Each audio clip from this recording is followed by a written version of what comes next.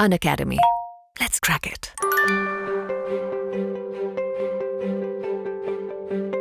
थोड़ा सा मुझे ये बताइए कि आपकी लाइफ कैसे रहती है, मतलब जब आप सिलेक्ट हो जाते हैं। सबसे पहले तो वो दिन बताइए कि जिस दिन आपका सिलेक्शन हो गया था, तो वो दिन कैसा था, मतलब आपके क्या हुआ था, कैसे पता चला रिजल्ट, क्या रिएक्शन था? जी एक्चुअली वो तो कभी नहीं भूल सकते वो दिन। मेरे एक सीनियर हैं, उनका वो भी साइंटिस्ट हैं BIS में। उनका मैसेज आया था मेरे पास कि कॉन्ग्रेचुलेशंस, तेरा सिलेक्शन हो गया है BRC में। तो मुझे लगा कि वो जो रिटन वाला जो लिस्ट है उन्होंने वो देखा होगा, रिटन का रिजल्ट आ चुका था।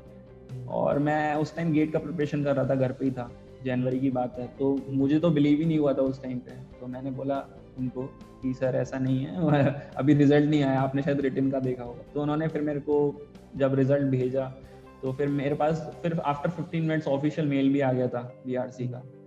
तो मतलब वो तो काफ़ी अच्छा एक्सपीरियंस था, मतलब once in a lifetime. और लगता है कि हाँ एक्चुअल में जितने रिस्क लिए हैं और जितनी मेहनत हुई है, वो जब एक बार लगता है कि हाँ वर्थ इट हुआ है जो भी हुआ है, तो बहुत अच्छा रहता है। और वो जो पल है वो आप कभी भूल नहीं पाते हो आप अपनी लाइफ टाइम। और उसके बाद भी ये है कि हाँ काफ़ी हर जगह से मतलब बधाई और रेस्पेक्ट मिलती हैं, अच्छा लगता है, फैमिली वालों को भी खुशी मिलती है। तो ओवरऑल वर्थ इट है। अगर आप क्रैक करते हो तो मेन चीज़ ये है कि ये सब चीज़ें तो हैं ही सेकेंडरी, और आप एट द एंड अपने कंट्री के लिए जब डेवलपमेंट में काम कर रहे हो, R&D में काम कर रहे हो, तो आपको खुद ही प्राउड फील होता है और वो मोटिवेशन मिलता है कि हाँ अब कुछ करना है। तो ओवरऑल बहुत अच्छा लगता है, बहुत अच्छा एक्सपीरियंस है। अच्छा, फाइनली फिर आपका सिलेक्शन हो जाता है, तो आप क्या करते हैं, मतलब आप कहाँ जाते हैं, कैसा रहता है आपका डेली रूटीन वगैरह, आपको कितना पढ़ाई करना पड़ता है, मतलब फाइनली सिलेक्ट होके आप सब लोग कहाँ जाते हैं? सिलेक्शन मीन्स लाइक ट्रेनिंग में तो यही है कि ट्रेनिंग में, हाँ ट्रेनिंग में तो आपको उनका जो कोर्स वर्क है उसके हिसाब से क्लासेस वगैरह करना रहता है। तो क्लासेस में जितने भी साइंटिफिक ऑफिसर्स हैं, सीनियर साइंटिफिक ऑफिसर्स, वो आते हैं, आपकी क्लासेस वगैरह लेते हैं सारे सब्जेक्ट्स। और उसके बाद पढ़ाई का ऐसा है कि मतलब आपको बहुत ज़्यादा भी नहीं पढ़ना है, लेकिन जो पढ़ा रहे हैं उसके कंसेप्ट आपको ग्रैस्प करने हैं। और एक्चुअली आपको मिनिमम 50% सिक्योर करना होता है through out the training. But मैं यहाँ पे क्लियर कर दूँ कि 50% वो हो जाता है अगर आप अटेंटिव हो थोड़ा सा भी क्लास में, और थोड़ा सा दोस्तों के साथ डिस्कशन होके ट्रेनिंग हो जाती है। ऐसा कोई बहुत ज़्यादा ये नहीं है कि बहुत ज़्यादा पढ़ना पड़ता है। और बट ये है कि ऐसा भी नहीं छोड़ सकते ट्रेनिंग को कि हाँ हो ही जाएगा। तो आपको मिनिमम 50% तो सिक्योर करना है ट्रेनिंग में। तो जब ट्रेनिंग कंप्लीट हो जाती है, ट्रेनिंग के बाद फिर आपका नॉर्मल ज्वाइनिंग हो जाता है और यूनिट के हिसाब से फिर आपका काम रहता है। ओके, तो आप लोगों को कितने घंटे पढ़ना रहता है और कितने घंटे फिर आप क्या क्या कर सकते हैं, मतलब कैंपस रहता है वहाँ पे, क्या क्या अवेलेबल रहता है, कैसे? ट्रेनिंग में तो कैंपस में आपको BRC कैंपस में ट्रेनिंग रहता है। बाकी ट्रेनिंग स्कूल इसके हैदराबाद में एंड IG कार में भी है, और RR कैट इंदौर में भी ट्रेनिंग स्कूल है। लेकिन मेन जो सबसे बड़ा बैच आता है वो BRC में आता है। तो BRC में पूरा प्रॉपर इनका कैंपस है, अणु शक्ति नगर करके ट्रॉम्बे में। वहाँ पे आपका कैंपस के अंदर ही आपका ट्रेनिंग स्कूल एंड हॉस्टल रहता है। तो वहाँ पे आपको हॉस्टल में अकोमोडेशन मिलेगा, सेपरेट रूम मिलेगा, और वहीं पे पास में ही आपका होमी भाभा नेशनल इंस्टीट्यूट है, वहाँ पे आपकी क्लासेस वगैरह लगती हैं। तो ओवरऑल वहाँ पे कैंपस लाइफ बहुत अच्छा है। कैंपस ही सबसे मतलब one of the most beautiful campus जो मैंने अभी तक देखा अपनी लाइफ में, वो BRC मुंबई का है। और काफ़ी आप जो अगर स्पोर्ट्स वगैरह भी मतलब लाइक करते हो तो अपना खेल सकते हो। वहाँ पे हम लोग ने बहुत मतलब मज़े किए हैं, ट्रेनिंग में मस्ती की है। तो ओवरऑल अच्छा रहता है। और पढ़ाई का ऐसा है कि आपको एग्ज़ाम से एक रात पहले तो अच्छे से पढ़ना ही रहता है, जैसे इंजीनियर्स करते हैं। तो वो तो है, मैनेज हो जाता है। लेकिन जिसका सिलेक्शन हो गया BRC में, वो BRC का ट्रेनिंग भी आराम से कंप्लीट हो जाता है। अच्छा, ये अच्छी बात है। ये अच्छी बात कही आपने कि अगर इतना कर लिए हो तो आगे का भी हो ही जाएगा। तो ये फाइनली आपको मतलब वहां पर मिला। अच्छा, ये बताइए कि सैलरी सेम आपको ट्रेनिंग में जितना मिलता है उतना ही पोस्टिंग होने के बाद भी मिलता है कि डिफरेंस रहता है? नहीं, सैलरी एक्चुअली आपका पोस्टिंग के बाद ही मिलता है। ट्रेनिंग में आपको केवल स्टाइपेंड मिलता है। तो स्टाइपेंड जी, स्टाइपेंड अभी 55,000 है। तो 55 एंड 5,000 भी एक डिसेंट अमाउंट है, बस आपको पढ़ने का पैसा मिल रहा है। तो उधर भी ट्रेनिंग में भी अच्छा खासा सेविंग हो जाता है, क्योंकि वहाँ पे आपको ज़्यादा कुछ खर्चा है नहीं, स्टे वो लोग देते हैं, अकोमोडेशन एंड थोड़ा मैथ चार्जेस उसमें से डिडक्ट होता है, और वो पढ़ने का पैसा मिलता है तो अच्छा लगता है कि हाँ पढ़ने का इतना अच्छा मिल रहा है। और उसके बाद फिर आपका सैलरी, जब आपका पोस्टिंग हो जाएगा उसके बाद आपका जो 7 CPC जो रहता है 10th, वो वाला पूरा मिलता है। तो ऑलमोस्ट सैलरी भी अच्छा है, जो आपका गजेटेड ऑफिसर का, ग्रेड ए ऑफिसर का रहता है, वो सैलरी आपका। ये बहुत अच्छी बात है, मतलब वही है, स्टूडेंट्स अच्छे से पढ़ाई करिए, क्योंकि इसके बाद की लाइफ बहुत अच्छी है, और वो सारी चीजें आपको एक स्टेबल जॉब में मिलने के लिए है, जहाँ पर आप अच्छा अपना फ्यूचर बना सकते हैं। तो ये एक बात समझिए। अच्छा, मेरे दिमाग में बहुत अच्छा डाउट आया कि आपने ये ही ब्रांच क्यों चूज किया? क्योंकि हम सब जानते हैं एज एन इंजीनियर, जब हम लोग कहीं पर सिलेक्ट, मतलब इंजीनियरिंग का सोचते हैं, तो क्या सोचते हैं वो 4-5 branch, mechanical, civil, electrical, EC, CSIT, ठीक है। आपने ऐसा क्यों सोचा कि इस ब्रांच को मैं लूंगा? क्यों मैं ये क्वेश्चन पूछ रहा हूँ? क्योंकि ना कंपटीशन जानना है हमको, और फ्यूचर एस्पिरेंट्स जो कभी देख रहे हैं उनको भी ये बात समझ में आ सके कि क्या देख के किसी एक ब्रांच को चूज करना चाहिए।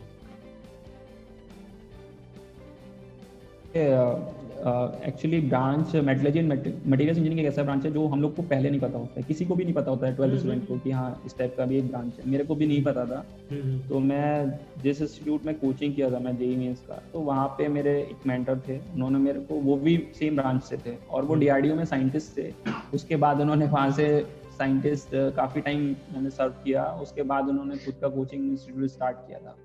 तो उन्होंने मेरे को गाइड किया था कि अगर ये ब्रांच आपको मिल रहा है तो आप ऑप्ट कर सकते हैं, और अच्छे कॉलेज से मिल रहा है तो ज़रूर ऑप्ट कर सकते हैं। और मेटलर्जी एंड मटेरियल्स इंजीनियरिंग एक ऐसा ब्रांच है जो आपको हर इंस्टीट्यूट में नहीं मिलेगा। तो बहुत ही सेलेक्टिव IITs एंड NITs में है, और कुछ बहुत अच्छे प्राइवेट कॉलेजेस हैं साउथ इंडिया में, उनमें भी है।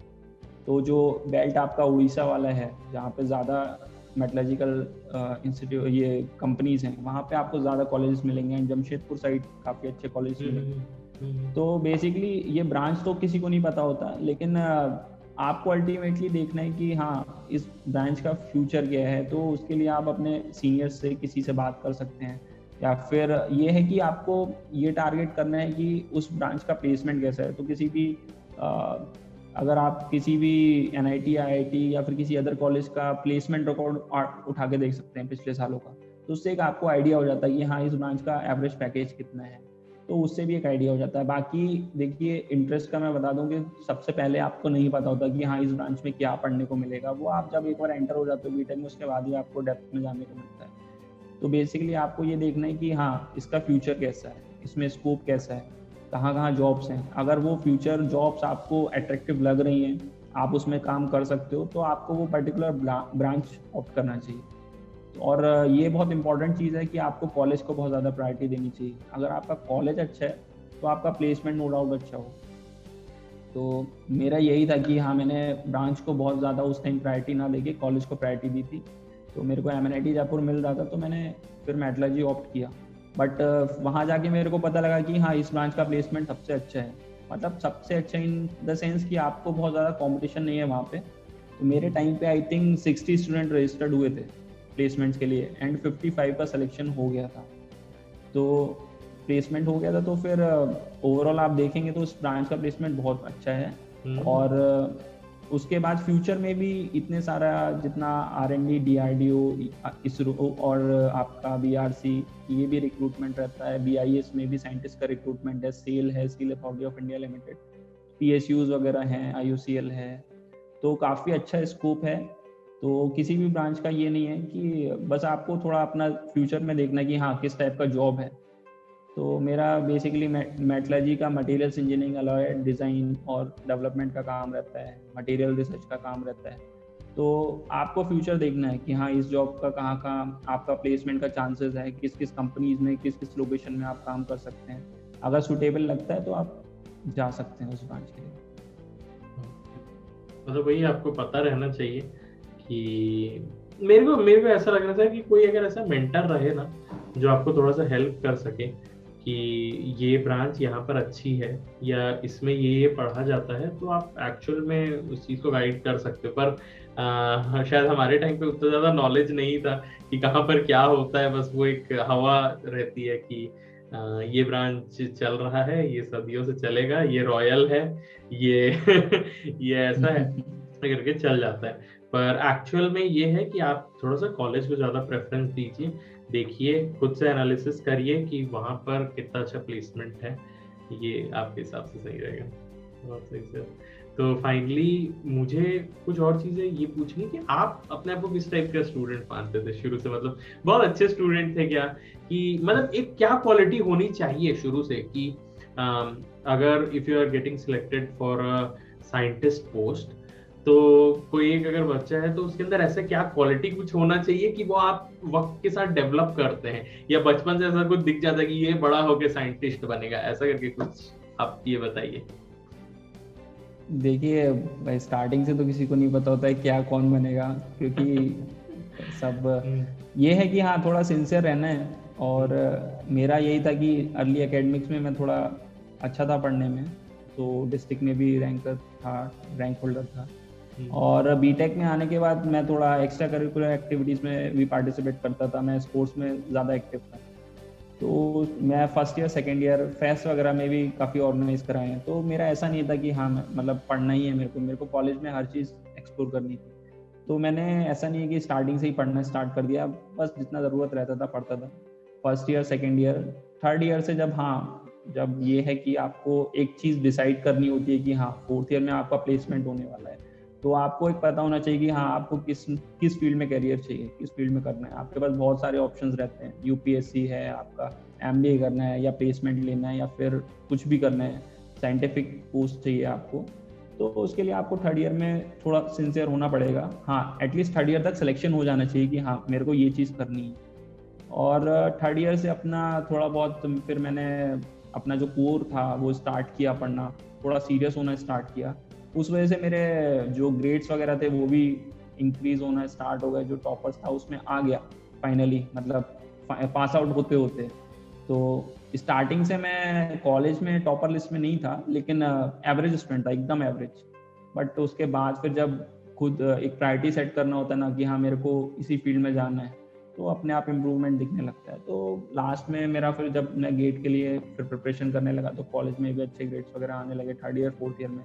फिर प्लेसमेंट भी हो गया अकॉर्डिंगली कोर कंपनी में, वेदांता में।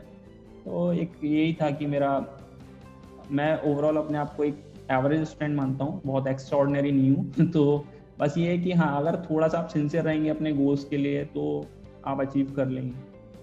ये मैं बोलना चाहता हूँ, एक प्रॉपर स्ट्रेटजी होनी चाहिए और एक हाँ टाइमलाइन डिसाइड होनी चाहिए हर चीज़ की कि हाँ इस टाइम तक मेरे को इतना कंप्लीट करना है और इस टाइम तक इतना अचीव करना है। तो वो डेडलाइंस का थोड़ा ध्यान रखना है और अपने अकॉर्डिंगली अपने प्लान्स बनाने और गोल्स को अचीव करना है।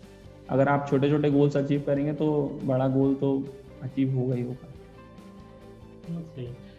मैं ये इसलिए भी कह सकता हूँ ना सारे स्टूडेंट्स को, क्योंकि ये ट्रेट सारे टॉपर्स के अंदर रहता है, सारे उन लोगों के अंदर रहता है जो कुछ ना कुछ अपने जीवन में अचीव किए हैं, कि वो सिंसियर बहुत होते हैं अपनी चीज़ों के लिए। मतलब जिस चीज़ को डिसाइड किए हैं उस चीज़ को करना है और लगातार एक कंसिस्टेंट परफॉर्मेंस दिखाते हैं। ये मैं हमेशा देखा हूँ, क्योंकि ना हमारी सोसाइटी में बहुत सारी ऐसी चीजें हैं ना कि वो जब तक वो ठुकरा के मेरा प्यार नहीं होगा ना तब तक मैं पढ़ाई करना चालू नहीं करूंगा।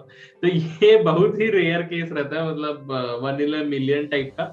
एक्चुअल में आपको आपकी हैबिट ही हेल्प करती है, जो आपने ओवर द इयर्स डेवलप किया है और बचपन से करते करते आ रहे हो, तब आप फाइनली एक जगह पे अच्छी जगह पे जाते हो। तो ये तो बहुत अच्छा कुछ जानने के लिए मिला है एंड तभी आप आज यहाँ पर हैं, हम सबको बहुत अच्छी अच्छी चीजें बता रहे हैं। फाइनली सर हम लोग ऑलमोस्ट अपने एंड पे हैं। आप मुझे ये बताइए कि आपके लिए हमेशा आपका सोर्स ऑफ मोटिवेशन क्या रहा?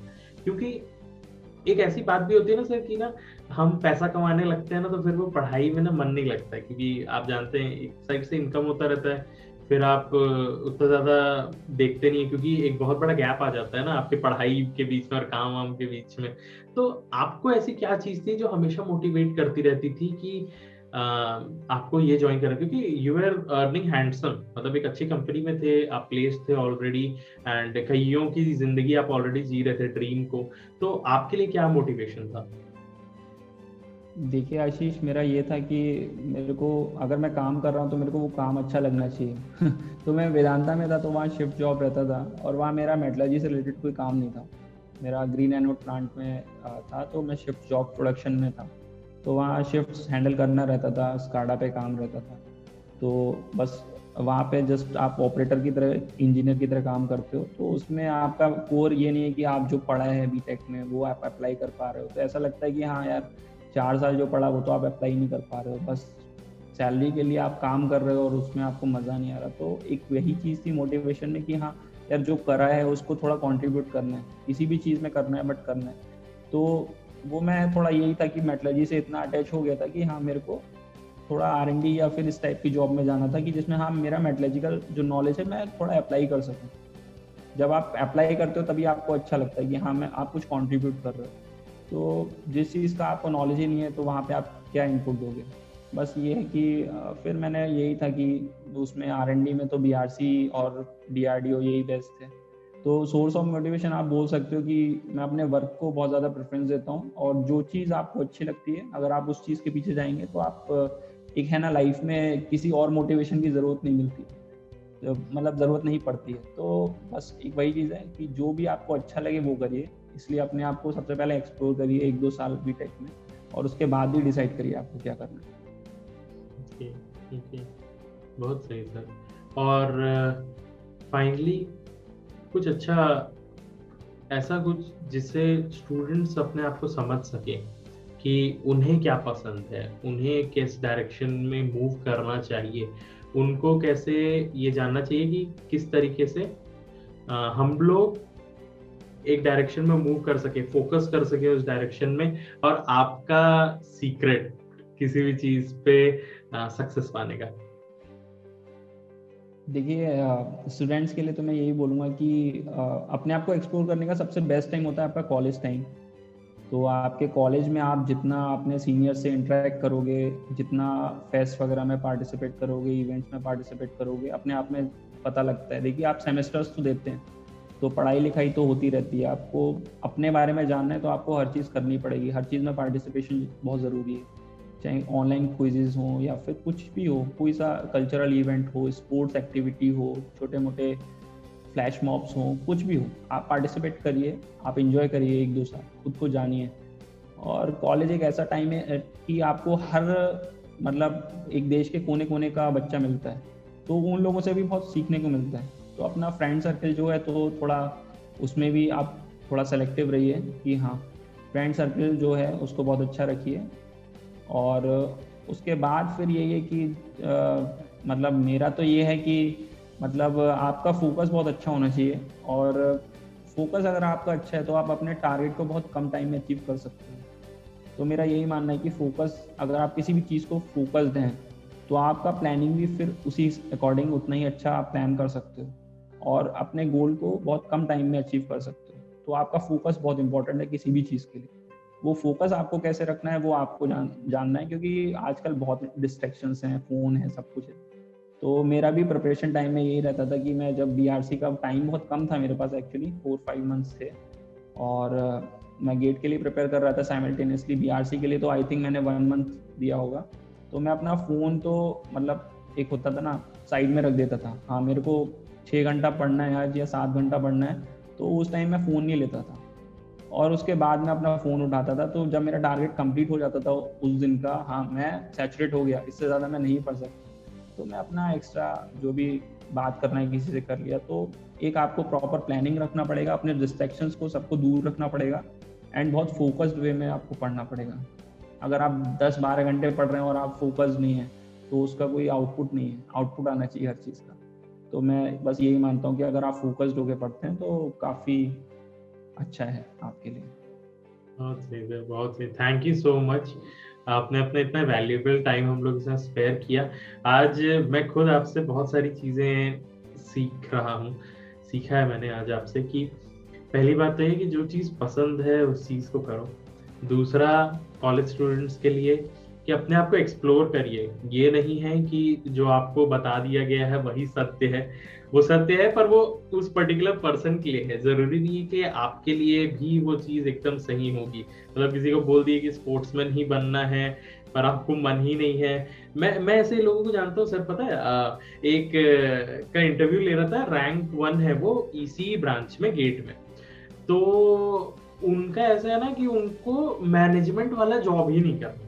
मतलब अगर उनका ऑयल सेक्टर में लग गया तो वो पूरा मैनेजमेंट वाले में ही चले जाएंगे, उनका बिल्कुल मन नहीं है। तो वो कुछ ना ऐसे स्टूडियस टाइप के ना कि उनको रिसर्च ही करनी है, बिल्कुल मेरा खाली पढ़ने का ही मन रहता है सर करके। तो ऐसे भी लोग हैं। तो आपको ये खुद जानना पड़ेगा कि आपको क्या पसंद है, फिर उस डायरेक्शन में मूव करिए।